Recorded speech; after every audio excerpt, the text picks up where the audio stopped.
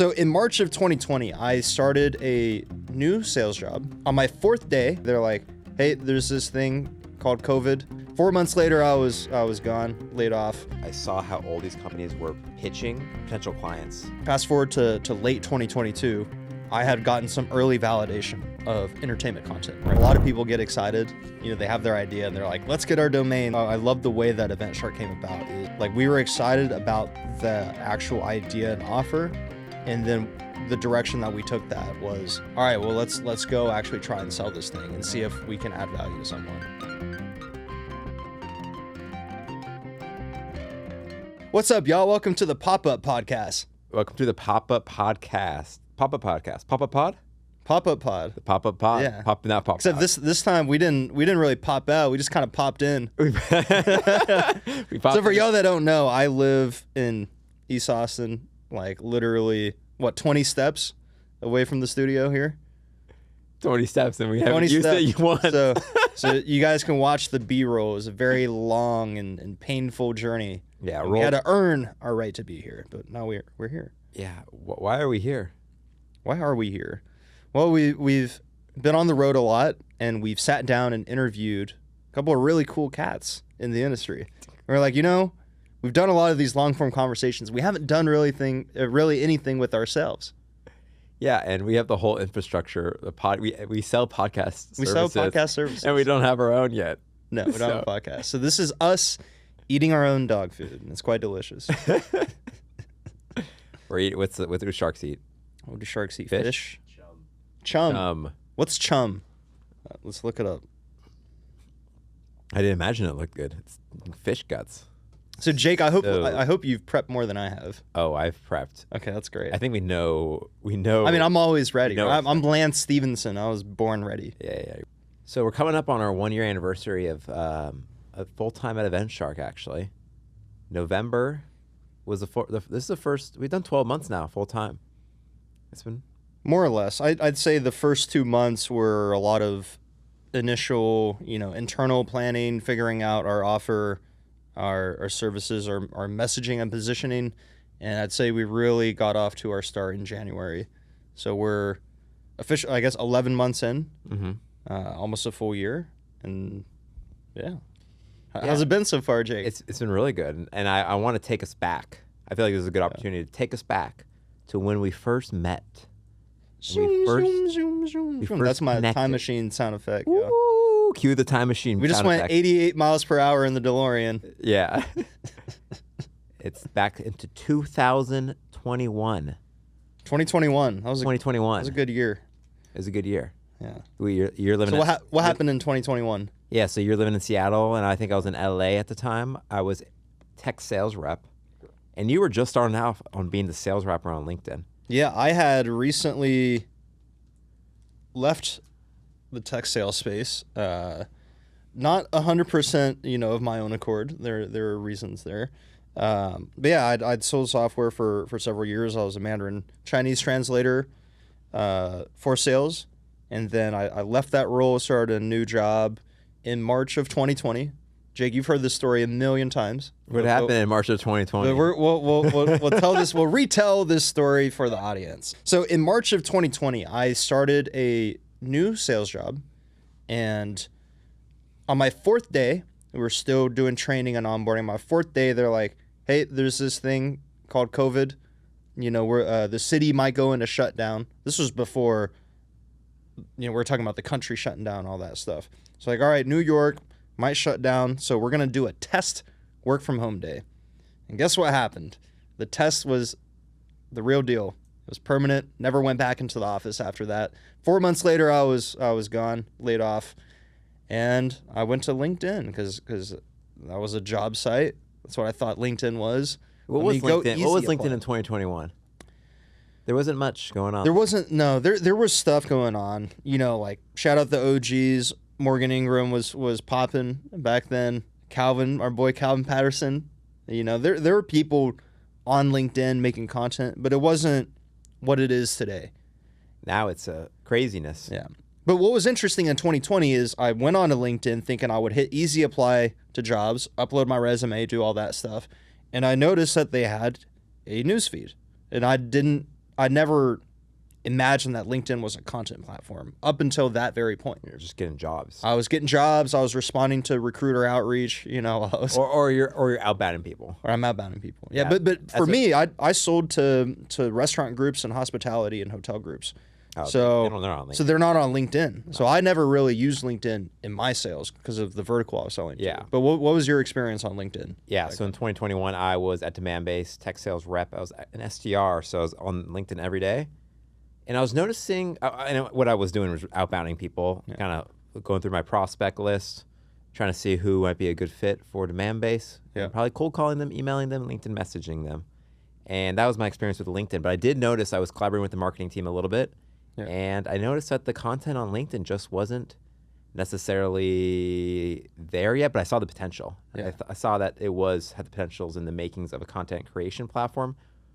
So that's kind of where my initial mind was at. And I did collaborate with the marketing team a little bit. We made some fun videos. I even was part of Demand Base's, we called it the LinkedIn or the social content team, and we made a little tiger group that was like about making content on LinkedIn, and then like it was a great look for the company because we were able to get on LinkedIn. This was the chief marketing intern days. The chief marketing intern. So I was an early creator. We had some early creators on LinkedIn.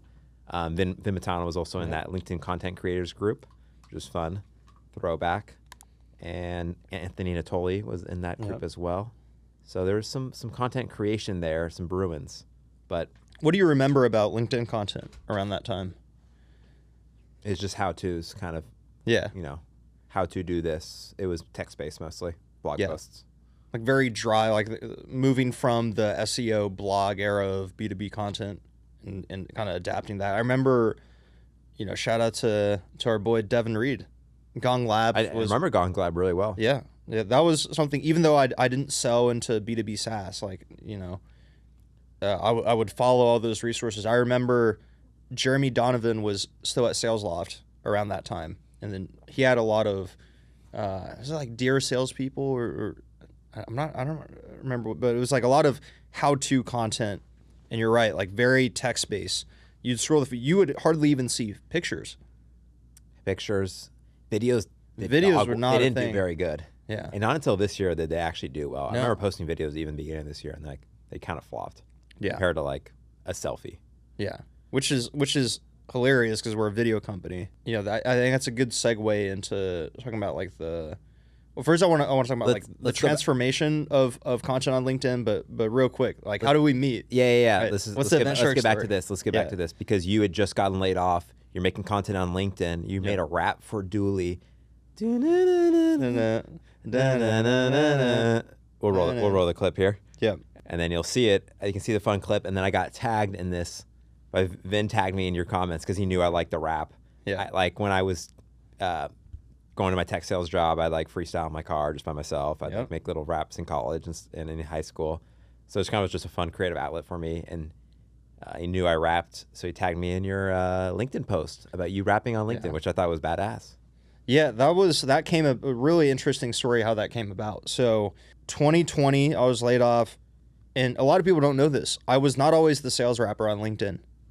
Very early on when I was job hunting, I was just ding the AE, the temporary out of luck AE, and I was a lot of my content, right, because I was following the content meta of the time. I see text posts, I see how-to value content.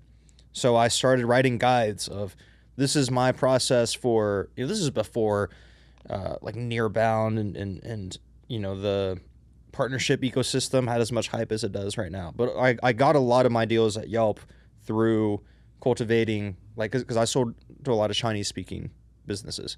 So like we'd make WeChat, not WhatsApp. WeChat is a Chinese everything app. So I was in a lot of those groups. But on LinkedIn, I would write how-to content of like how to build like your own partnership ecosystem as an individual contributor, right? I did not know you knew. And then I would do like, here's how I did discovery. Here's how, you know, I was like as a rep, I've always been kind of a sales nerd. Like I did like the Challenger training paid for out of pocket. I did, you know, I'd read all the books like Spin Selling, Predictable Revenue, all that shit, right? So I would synthesize in my own independent study, here's the parts that are really impactful to me, how I would apply that. It was pretty dry stuff, right?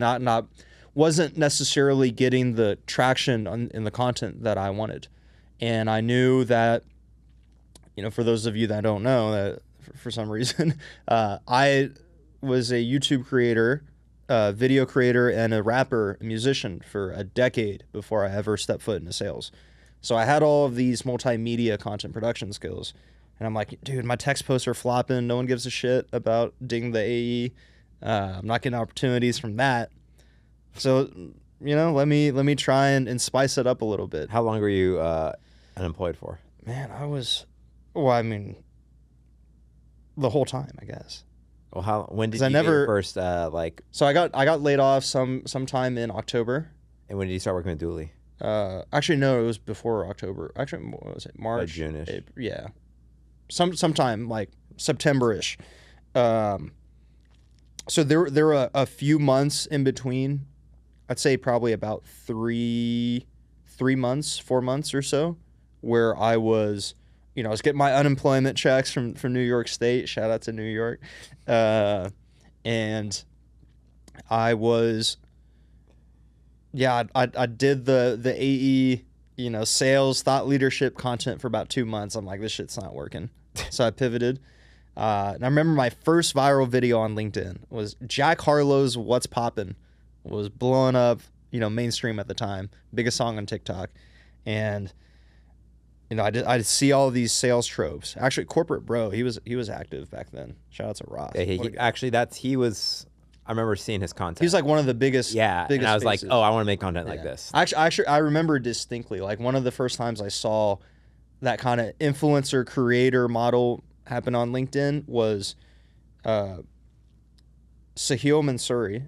Shout out to Bravado. I was part of his Zenner, like there was like a Zoom dinner community meetup back then, and that was the first time I rapped for a B2B sales audience. I did a freestyle on that call, and then those folks encouraged me like, dude, I didn't know you could do that based on the way you're presenting yourself on LinkedIn. That's a killer way to stand out. You should lean all the way into that.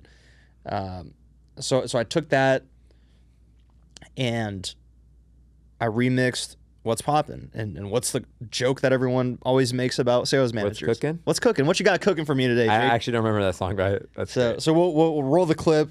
But that song did very well, and that led to a couple companies inbounding me. And here I am, emailing, direct messaging, sending videos to sales hiring managers like, hey, just give me a shot, give me an interview, right? Oh, it's a synopsis of Outbound today. Yeah, and then now I made a video. It did well. I made good content, and then people are coming to me with $signs. All right, here's a check. We want you to do this for us. So I freelanced, did a couple of one-off projects, and then I met this guy Ryan Scalera, who I think Ryan was at Gap Selling at the time with Keenan, and Ryan was making these very creative videos on LinkedIn. Ryan also did music, so we connected, and then Ryan left Gap Selling for a full-time role at Dooley at the time, and then Mark Young, legend, was leading marketing at the time. So I had known Mark from the Zenner community calls, and then I met Ryan through LinkedIn, and then they were both there, and they're we have a picture where Mark's Dr. Dre and Ryan is Eminem and I'm 50 Cent. So you have a picture of Halloween? Hopefully it's Halloween. It's not Halloween. No, it's like a Photoshop. It's like a Photoshop. Oh, okay. But that was the thing. Is like, all right, like Mark's the OG of the Fresh Coast. He brought in Ryan, then Ryan brought me in. So that's how Dooley happened. And then Dooley was my first long-term partner client as the sales rapper. But I was really just kind of freelancing and doing stuff. Like there wasn't like an agency model, we'll say, back then. But so that was sales rap, and then we made that Eminem remix without me, without Dooley. That was like one of the most viral pieces of music marketing at the time on LinkedIn. We've since smashed those numbers. Yeah, shout out to the community. But I think video was cool. Like people, when you made something that was original, it stood out. People saw that. Yeah. hence I saw that. So then you saw it, and then what happened after you saw it? Yeah, I shot you a LinkedIn DM. Shout out LinkedIn. We met via LinkedIn. Yeah. Which is cool. Yeah. Which is very cool. And we're chopping it up, talking about sales. We jumped on a Zoom call, did a little networking. Yeah. Whatever. That's what you usually do. I don't know when you're remote. What do we? No, I want to shout out Jake here real quick. I think I've told you this one time, but so at the time, because the sales rep, although that was new and fresh, I got a lot of people that were reaching out to, and this was peak COVID, so like the whole reach out for a coffee chat. People didn't have anything to do. Like people didn't have anything to do. Like I remember, I'd have like 8 calls on my calendar, and then maybe like 2 of them were for business. 6 of them were just like, oh, I saw your profile, let's network and chat. Yeah. And like now it's like I don't have time for that shit. But back then, when you're stuck at home and everything's closed, it was a pretty cool thing. Totally. But I distinctly remember, I'm like, because you had mentioned that you did some content with for Demand Base, and then you're trying to get some budget to do a song with Demand Base. In my head, I'm thinking, man, you know how many people I've had say something along the lines of that. The sales rep is trying to get budget from marketing to get the sales rapper. Yeah, to rap, like BS.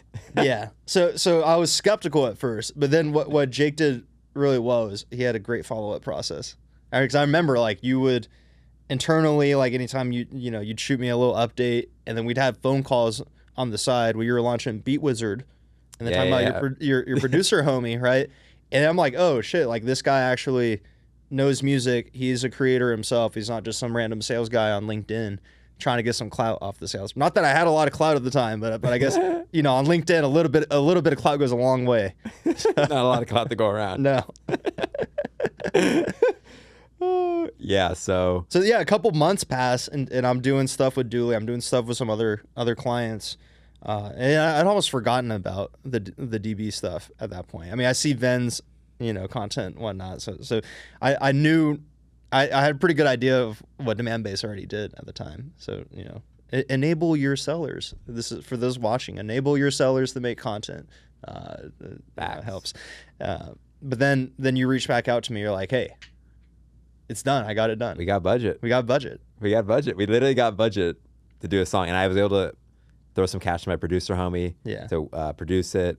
Walk me through like your perspective on that creative process, because all I really did was I wrote a verse, I recorded it, and I was on a Zoom call with you. Yeah. Well, kind of going back to the beginning of the podcast, I was talking about I was working with marketing a little bit. I always had that passion to make content. I think that's something, just advice for any sellers at companies, is collaborate with marketing. You can probably get resources to make content and kind of be able to boost your visibility internally and externally. Make content and work with marketing to do so.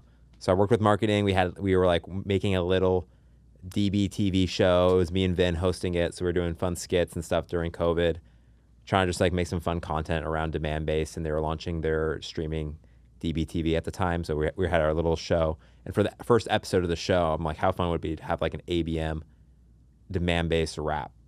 So, and I always wanted to do some kind of rap for Demand Base. It had been an idea that I had for a few years, and I thought, well, how cool would it be to have like a feature on it with like a LinkedIn rapper on this versus just me doing it. So yeah, so we got some. So I was trying to pitch. I was pitching it to the marketing team, like, hey, let's get a little budget to get the LinkedIn rapper on it, which is really dope. And then I kind of wrote the song. Me and my producer buddy recorded it, and then we sent you the finished version with your empty verse. Yep. And then you wrote a banger verse. Honestly, goes hard. Thank you very much, man. I think that was around 21. That was when Lil Baby was peaking, in his career. Maybe he'll come back. We're going to market. That was a highlight because for me, up until that point, lot of. I'll pause you real quick because the video. It was actually the #1 video on DBTV out of all the videos. Literally all the videos, probably 50, 60. Yeah. It was the #1 video, was this Demand-Based rap. And it should prove that you can make entertaining content that people want to watch. That's and right. then, they come into DBTV and they'll see the other stuff too. So that's right. It's top of the funnel. The lead magnet, baby. But what I appreciated about that process is how thoughtful and methodical you were in the creative process, because at that time, because entertainment first content was so new in the B2B space, every time I'd work with someone, like I would get a very surface level, like, here's kind of the idea, and then ding, you're off to the races. Like, it was not as collaborative as the meta has evolved to, and you were an early high water mark of what that could look like. And you compare a lot of the early work that I was doing was, it was more music based than video at the time, and there was less collaboration across, like, it was just like, Dingo, make a song about this, right? Here, like, you had written the hook, you had written your verse, which gave me an anchor point to know, like, okay, here's how I as a sales rapper can come in and creatively enhance this bigger creative project than just Dingo, make a fucking song. Yeah, yeah. Right, and then you had a shot plan for the video. I remember, like, seeing the demand base office, while we were in the conference room, right? You took me around. We were FaceTiming, and then seeing the whole thing when it was actually shot and produced. And I remember you had scenes, at the water cooler, getting coffee, rolling around on a chair, hitting the gong. How creative was that, though, to get you on the big screen in the meeting room? That was great because I didn't have like all the cameras that I do now back then, right? I was just myself. So like, it would have been, and that was the time where Zoom podcasts were at their peak. So everyone was seeing, like, here's my face on the webcam. But I feel like you had a really creative way to incorporate that visual without making it seem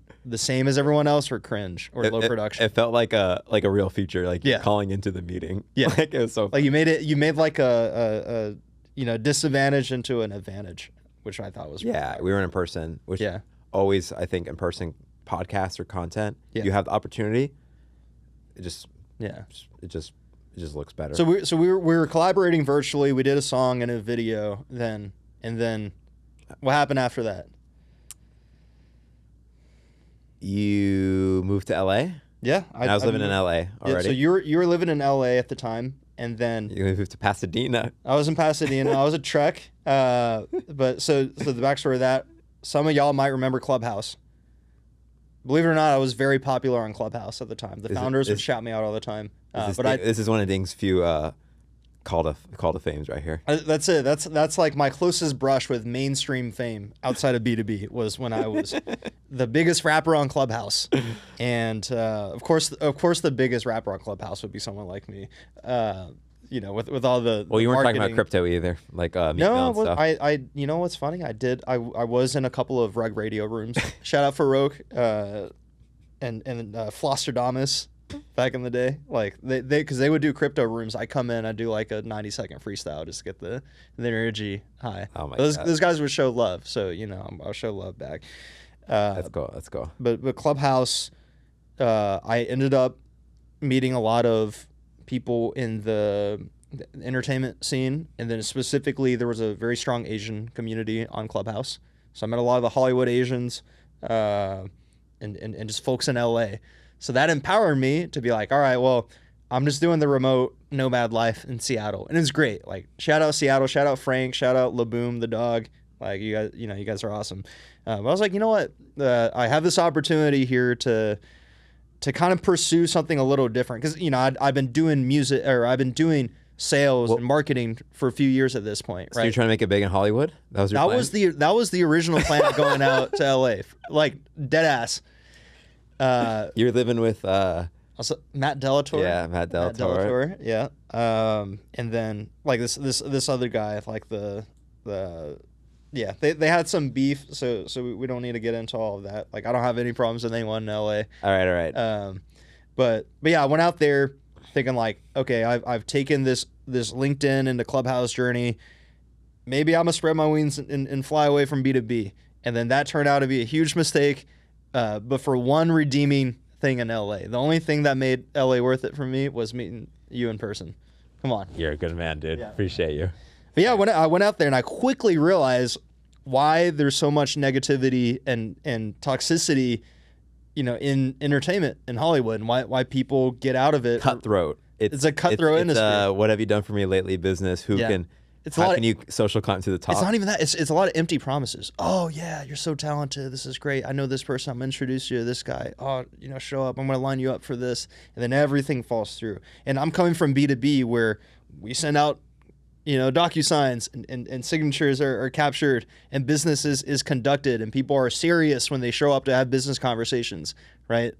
And to go from that to the wishy-washy land in LA, like it was a big culture shock. And it wasn't that long after I'd moved there, I'm like already thinking about the next step. But let's not get ahead of ourselves. So I remember my second day in LA. Like this was planned before I even got on the plane. I had a night show booked at the Laugh Factory LA. Oh, it was like the first time, right when you moved there? That was literally my second night. Oh, no shit. Yeah. I never realized. Actually, no. I lied. I moved there. I was there for 3 days, and then I went to SF for SaaStr 2021. Oh. Or no, 2022 SaaStr. I bet. Yeah. Yeah. Because my first year. Wait, actually, was that right? Actually, don't remember. Did I move to LA in 21? What's the fact check? No, just kidding. Yeah. Wait. Did I move to? No, I moved to LA in 21 because I moved to Austin in 22. Yeah. So SaaStr 21, my first SaaStr with Dooley. That was when I was in the golf cart, rapping around the conference. So I went to SaaStr, had a ball, made a big splash, and then I came back, had 1 day of rest, and then the second night coming back from SaaStr was the Laugh Factory show. Shout out PK Comedy, that's my guy. He's like an OG in the comic scene in LA, but another friend from Clubhouse. So there were, I don't want to blanket throw everyone under the bus in LA. Like there's some good folks out there like PK. And I'm racking my brain. I'm like, okay, all the Clubhouse people are going to show up, right? Who else do I know in LA? And I remembered, oh, there's this pretty cool cat that I did a song with back in the day. There we go. We did a song together. that I know will appreciate rap, right? And I sent that message not expecting, it's like you to like go out of your way and pull up. And then not only did you show up, like you brought homies with you. Yeah. Right? It's our first time meeting in person. I'm like, dude, this guy's a fucking real one. Dude. So I appreciate it, your energy and what you're doing. Yeah. And I respected it. So I'm going to pull up, man. Yeah. And you crushed the Laugh Factory show. Thank you. And it showed like you do what Ding is really good at this, taking words from audience and turning into a really entertaining rap. So we linked up in Laugh Factory. I started to come over to Pasadena where you're hanging out every once in a while. We recorded another song called LinkedIn Creator, which is funny. You remember what that was for? LinkedIn Creator Program? Yep. LinkedIn was launching a creator program, and we were trying to apply to it, and this was our application. Yep. I wonder what ended up happening to that program. I got in. You got in? I got side doored in. So you got into the creator program? How'd that turn out for you? Well, so it's something I don't think like they're doing it anymore. So it was like very brief. But what happened was LinkedIn launched LinkedIn Live Audio, which is their Clubhouse competitor. So they did a survey of people existing in the program of like, hey, who do you guys know that's like a big Clubhouse creator? And there weren't that many people. It was like me and Chris Chang, who did like the I forgot what it was called. It's like tech on Clubhouse, Tech Talks on Clubhouse. So I got beta access to Live Audio, and I got a creator, like a manager person. Oh, okay. So it's pretty sweet. I think that I like to think that the application, the song that we did, helped when they went back and looked at it. So we made a song. We love collaborating with each other. Yeah. I ended up moving to Austin just because I was kind of over LA. Was ready to go somewhere where it was less entertainment, more entrepreneurial, tech focused. So moved to Austin. I was loving it, raving about it. I was telling Ding, yo, you got to get out here, man. It is awesome. And you shortly followed after that, which is great. Well, I was already burnt out of LA at that point. So as like 8 months in LA, you were there? How long? Not that long, about 8 months or so. And then I called you. We were on the phone. This was about like a month or two after you moved out here. And then I'm like, "How's Austin?" You're like, "It's great. It's everything that we felt we were missing in LA is here in Austin." And like I think that night after that phone call, I made the decision. I'm like, "Okay, I'm gonna move." Fuck yeah! Right. And then a month or 2 months after that, I was out here. Dude. Yeah. And then you moved out here. Yeah. We had no business together. We were not doing any business. We're just hanging out. EventShark wasn't started Yeah. yet. This is not a business thing yet. Yeah. We were just hanging out. Yeah. I still had my 9 to 5. You were I was doing sales rep full full-time? time. Yeah. Yeah, full time. That was dude, ZERP era, man. Zerp Good era. times. Good times. So sales rep was doing pretty well at the time. Sales rep was doing it was starting, like, you know, the murmurs, the early layoffs in 22 were happening. But I was still getting business. I still had some retainers. So I was pretty busy. Yeah, and we were just doing Austin shit. Yeah, we were doing Austin. Yeah. I left Demand Base at the beginning of that year. I went to a e-commerce startup, so I was there, and then after work, I would come over to your house probably like once a week. I'd walk over to your place, and we just shoot content. We launched a B2B React show.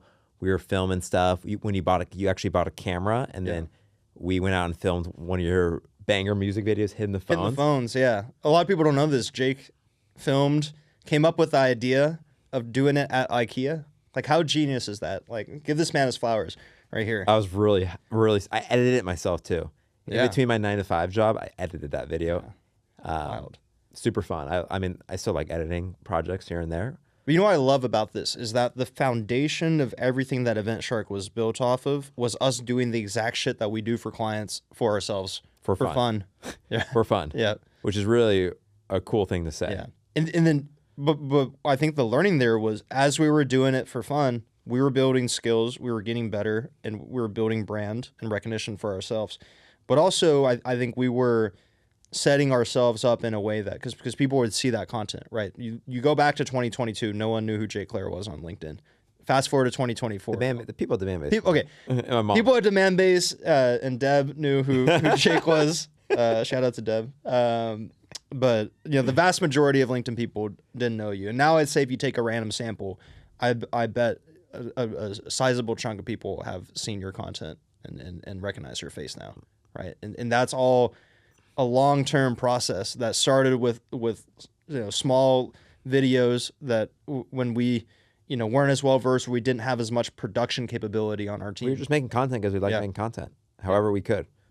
Yeah, and that just compounded over 2 years, and now we have a company. Yeah, we shot our LinkedIn. We shot the B2B. The first video we did was on the phone. The next one was on a GoPro. Then we bought the ZV-E10, our first camera that you bought. Which is crazy because that's like, I think all in, I spent around $1,500 on that camera. And at the time I'm like, oh my God, this is, so delicate, protected at all costs. And then now we're just throwing the A7 IV around like it's whatever. Yeah. I mean, it was an investment. It was cool to invest in that. We were having a blast just taking photos on that. Yeah.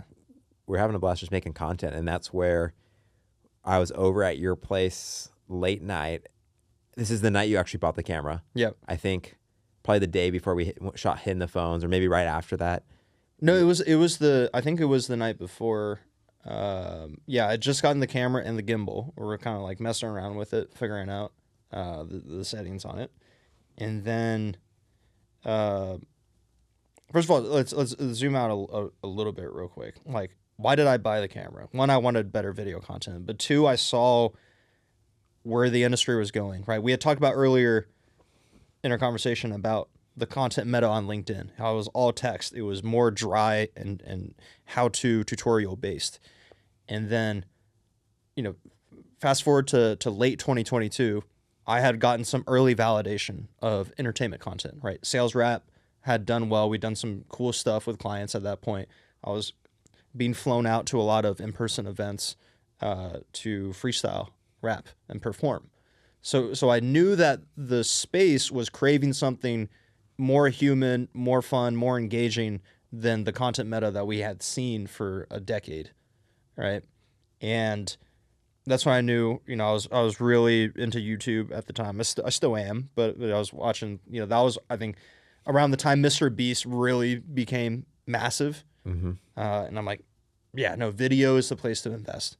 And before I can sell others on that dream, I need to do it myself and to make it. So that informed the camera purchase. And then also, because I was going around to all these events, I'd noticed the only person filming anything was me on my phone. I'm like, this doesn't make sense. You guys are spending 6 figures plus on sponsorships. You're spending so much money to and time and resources and your employees getting your team members out of their day-to-day to dedicate to this in-person event. And then as like 2 weeks later, after your SDRs do the last follow-up from your lead scans, that's it. That's all the ROI is done, right? So there's a reason EventShark, even though we do a lot more than just event content now, that was the original idea. So like, Yeah, what was your kind of response? Yeah, to that? I'll credit you because I was a sales rep. I had only gone to a handful of events. Yeah. But I knew what events looked like, and I completely agree. Well, I mean, you work at demand base selling to marketers. Like, you probably know that, better than most people in the industry. Oh, totally. Yeah. I mean, I went to a handful of events. Yeah. Did the booth thing. I don't know if the ROI was very good. Yeah. Probably hit or miss. Yeah. But when you had that, you mentioned like I'm going to go into all of these events and no one's filming content. I'm like, that's interesting, right? That's super interesting. And you have the same people, right? All the thought leaders, influencers, and that's the thing that people are going to these events that think about now that we've gone to a handful of events. Yeah, it's like all the people you would want in content is there, right? And then I'm going on LinkedIn 3 weeks later and I see you guys interviewing them on Zoom. Make that make sense for me, right? Yeah, we were just hanging out in person, and then 3 weeks later, we're hopping on a Zoom to do an interview. Yeah. Why didn't you just pull out a camera and shoot an interview there? Yeah. And that's where the idea with EventShark was. Honestly, we were really. This is now 22. Yeah. It's end of 22, and we were very early on this idea. This was not. Yeah. It was not a feasible idea at the time, but we had this idea of EventShark, and that's where the name went. We were working on logos. We had the synopsis of the idea, but we knew it was just timing was just not there yet, where we could sell this at a full-time scale. Yeah. But there was something there that we were excited about. Yeah. And what got me excited was, like, everyone's talking about, oh, video is so hard, this is not scalable, right? And it's like just the times that we had shot content, like, we knew what you could achieve in a limited time block in a day. Right. And in a conference, you might have 2 days and all day. And if you're strategic about it, you're getting a quarter's worth of content from that activation alone. But our big challenge is we have this hypothesis and we have this potential offer, but we didn't have any real examples of this happening in action. No. So what happened to get that in place? I'm not sure where you want to take this. Oh, we did free shoots. Oh, yes. Yeah, we did free shoots. We hooked up our homies. We did so many free shoots. Yeah. Anyone that wanted, I was happy to go out there and just film. We did it for fun anyway. It was fun. Yeah, because we were just playing around with cameras. It was stuff we were going to do already. Yeah. Why not do it in a way that might set us up for, profit down the line?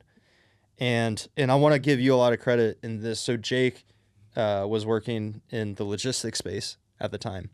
And I remember it was really hard to sell this because no one was doing video at scale in B2B SaaS at all.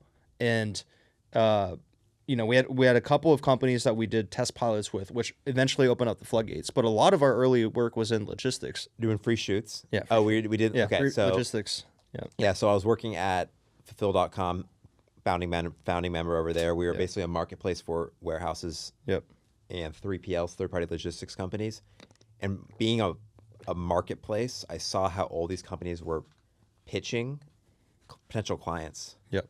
And if you went to everyone's website, it was stock footage and no videos. There's no videos, Yeah. but it was such a business that is a warehouse. It's reliant. Like there's so much potential with video, with that idea in mind. You could walk into a warehouse, it's a full set. Yeah. So I just saw that if you could provide video for these potential buyers, almost like you go on Amazon and you want to review a piece of clothing, now that they have videos or whatever's demos for you to understand the product a little bit more, same I thought could apply to logistics. And if you had videos for your business, you would stand out tenfold. Yeah. And that's where we pitched a third-party logistics company called Webster Fulfillment. Shout out Webster Fulfillment. Webster Fulfillment, yeah. Yeah, shout them out. They're awesome. And we basically sold them a pack of 20 to 30 videos where we'd come out, we did a day shoot, and then we batched a ton of content with them. Yep. And the results of that shoot were actually amazing. Like the content that we got out of that shoot was so good. We got Yep. so many different unique pieces of content from Yep. like long form breakdowns, short form clips, sweet drone footage, warehouse walkthroughs. The content was limitless, and it really showed like, hey, this is an awesome offer for businesses. Yeah. I really think we have something there. Along with Webster Fulfillment, we did actually have a shoot before that, a mini shoot with Manifest. Manifest. There Manifest, or for that's actually our day one client is Manifest. Yeah. I skipped them because I forgot we did the mini shoot with them Yeah. before, but we did a mini shoot with them. Went out one afternoon or one morning. Yep. And we filmed a bunch of content. We got to meet Peter Hello, who's awesome. Shout out Peter.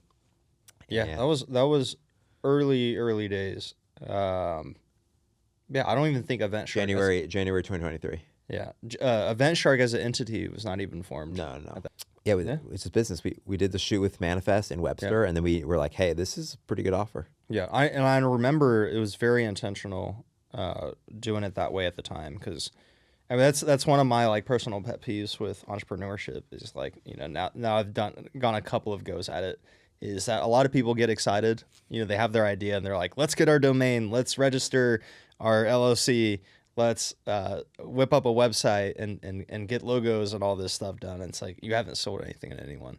You haven't actually validated your offer.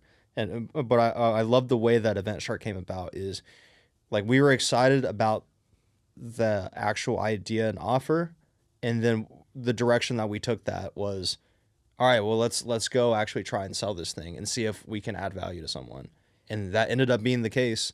So that laid the path work and for us to say, okay, this is something that's viable that we can now tackle it on a full-time basis. Yeah, actually, it's a really good point because I had so many failed businesses beforehand, or just businesses that didn't create any profit. Yeah. And got really excited about it. You go through that. I made multiple LLCs for other businesses, and none of them, it was just a waste of time. Yeah. Like, I love how we proved the product first, and then we're like, okay, we have a business, versus getting excited about a business. You go through all the legal paperwork, and then in 3 months, you realize that this isn't a good business. Yeah. I mean, I feel like I've always been kind of lucky in that regard, in that a lot of my entrepreneurial activities throughout my earlier life were happy accidents. Like I got into sneaker resale in college because I was into shoes. So I'm like, all right, well, let me buy 2 pairs so I could resell one and then get sneakers for free. And then that turned into like a first foray. And then sales rep, it was an accident, right? Like, let me try and get in front of hiring managers. Oh, people want to pay me for this stuff? Cool. Okay, now it's a business. So yeah, if you're watching this and you're thinking about starting something, don't over-index on a lot of the setup. Go actually validate your offer in the market, and that'll because if you can't sell it, all the other stuff is superfluous. Facts. Yeah, that's a really good point. So we had this offer. Yeah. And then I was at a junction point. Like, is this something that we can actually go full in on? We had at that point we were doing mini shoots here and there after work, happy hours. We weren't getting paid very much at all, or doing it for free. Yeah. If we could get any money, we were pretty hyped. Yeah. Transparently. Yeah. But we had some traction where it was like, hey, I think this is a legit business. Between some of the other shoots, like, we had made enough to prove something at least. Yeah. And the interesting thing is, like, at that time, that was like peak like ZERP hangover, and then people were kind of pulling back from a bit more of the out there marketing. So sales rep was going through like a bit of a rough patch there. So I had a lot of free time on my hands of like, let me configure this new offer and really think about videos strategically in terms of how it's deployed at the client level. And so those several months leading up into the start of 2024, right? Like we had a lot of kind of one-off projects, tests, experiments, validating the idea. And I would say that by December we had gotten there. Yeah, we had potential, like we had a retainer client that wanted social media services. Yeah. We had just shot a marketing conference.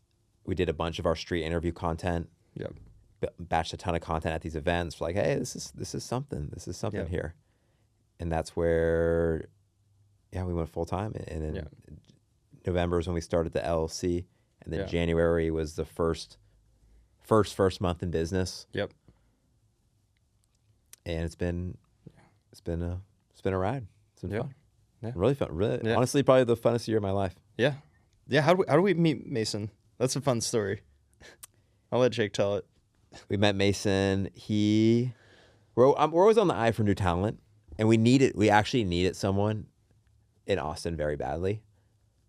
Or like, not that we needed someone, but we wanted someone. Because we could shoot ourselves, but we wanted someone out here that could join us out of whim, come out and shoot something with us, or just be part of content or help us do stuff, especially when me and Ding are both on camera now versus one person filming the other. But Mason had commented on a Where, What, When Austin post, a big Instagram account for like... Yeah, for those that don't know, it's like a big, like for local events and things that are happening in Austin. It's like a big Instagram page. But they had dropped a post of, comment below if you're looking for a job this summer. Yeah, so Mason commented, reached out to him. I saw stuff on IG. He had a cool, dope portfolio. He was doing stuff for the wakeboarding team at UT. Yeah.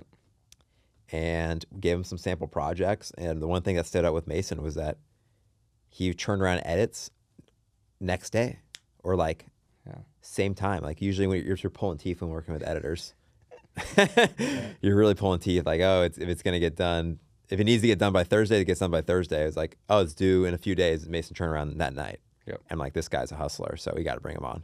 So Mason's been helping us as a contractor so far on project basis, but we're excited to, once he finishes college. 2024 is first year in business. We've done decent this year. We've done decent this year. I'd say, what's been your highlight? We've really refined. I think we've been trying to find product market fit where the event stuff is finally taken off Q3 this year. Yep. This past few months, we're on the road. We just hit our all-time high record revenue month yesterday, which is awesome.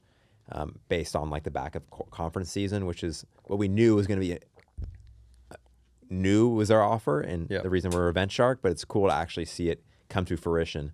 2 years later. Yeah, I mean, for a couple of months there, we were definitely making more off of sales rep plus logistics than we were off of we were logistics and sales rep. And we're called EventShark, but most of our revenue was coming in from that. We were going to change our name to VidShark. Yeah. Like, the offer wasn't ready yet. Yeah. But now it's here. Yeah, it's here. I think now B2B marketers are increasingly aware that video is not a nice to have now. It is 100% a non-negotiable. We're seeing outbound channels get more and more difficult, right? Your phone call connect rates are through the basement. Your email open and reply rates are non-existent now. Everyone is using AI to blast. So how do you really win mindshare? Is you got to have great content. And then now that 2 years ago, that was a controversial statement to make. It was still true 2 years ago. It's just now the market's ready for it. And people are willing to pay for it, which is... Yeah. And I think the cool thing is we've done more of this. We've done more of helping specifically B2B companies get great content at events than anyone else has in the world. It sounds funny when you say it, but it's an objectively true statement. It's objectively true. Yeah. And the fact we made a lot of B2B street interviews. We have the archive of B2B street interviews. How many B2B street interviews have we made? Or just street interviews? Street interviews in total, we've done over 1,000. I'd say for B2B specifically in the mid hundreds. Yeah, probably like 300 at least. Yeah. Minimum, 400. Yeah. So, shout out Arthur Castillo. He was really, I'll tip my hat. He was the first guy to do B2B street interviews. I had started doing my street interviews around the same time, but they were not B2B content. It was just like, would you rather fight 100 duck-sized horses or one horse-sized duck? Got a lot of mileage out of that one. Yeah, we got a lot of mileage on that one. I remember us going around when I lived at the Quincy too. We did the street interviews. We did street interviews there. We did the card game. The card game, yeah. Okay, Boomer. We tried that series and it slapped. Yeah, to this day, some of my favorite content. Dude, those slapped. It's a crime that we didn't expand on that. Yeah. But by the way, I've tried playing that game. I'm nasty at Okay Boomer. I'm so good at it. It's a fun game. It's a fun game. Okay, so we are excited for what's coming next. We finally have an offer. We have, at the beginning of 2024, we didn't have really any good portfolio work, very limited. We have a disgusting amount of portfolio work now. The new website just launched. We're about to launch an updated portfolio for that as well. And we have, I think, my personal highlight this year, like, we've traveled a lot, we've worked with a lot of great clients, but my personal favorite thing is the original content that we've been making as part of EventShark TV. EventShark TV. I think that's been fun. Yeah. And we're about to actually film right here in this set around Anthony the set, doesn't even know. And we're running out of time on this podcast. Yeah, so let's hit that. Let's. All right, give your one highlight from 24. One thing you're looking forward to the most in 25, and then give a CTA, and then let's wrap this thing. All right, going back on the original content, Complicated. We shot Complicated at the mall. Mason shot that for us. That was a field day. That was so fun. That was my favorite. That was my favorite video. Yeah, that we did. That's up there. I like Delilah a lot just because it was in SF and it was like a chance to kind of see just your background growing up in the Bay. And then hitting a lot of the tourist spots. So that was cool, meeting peers and all that. Yeah, I got to meet peers. I think those are both great highlights. Yeah, I think Drive. For a client standpoint, like Drive was awesome. Yeah, we did some fun. We went to F1. What else did we just do? We did a ghost security shoot. We played around with a Baja 1000 Polaris racing vehicle. Yeah, the content's getting fun. Yeah, it's really cool to see the evolution of the content. And now we're the B2B car production company. That's right. Gallego are coming for now. I'm just kidding. And then. But yeah, excited about all the content that's coming out. I think Drive was really just a point that I think is going to be a jumping off point for our business. So I'm really excited. Shout out User Evidence. Shout out User Evidence. Shout out Exit 5. So many good people to shout out. So many people to shout out. So many people to shout out. There you go. Throw our logo scroll on there. Yeah. Cool. Okay. And then looking forward. Yeah. I'm what are you looking forward? I'm excited. I think the North Star of the business is to be the Beast Productions, the Mr. Beast Productions of B2B. Yep. So I think next year we're going to do some crazier stuff, higher budgets. Yep. And we're really going to test and push the envelope, and I'm excited for that. Yeah. Dope, man. Awesome. Well, this has been the inaugural episode of the Pop-Up Podcast. Pop it up in a city near you. But yeah, if you enjoyed this, give us a like, comment, something down below. Subscribe to the channel. If you made it this far, you're a real one. And hit us up. We'll send you a hat if you made it this far. Yeah. DM Hammerhead. Hammerhead for a free hat. If you watch all this way, you deserve a free hat.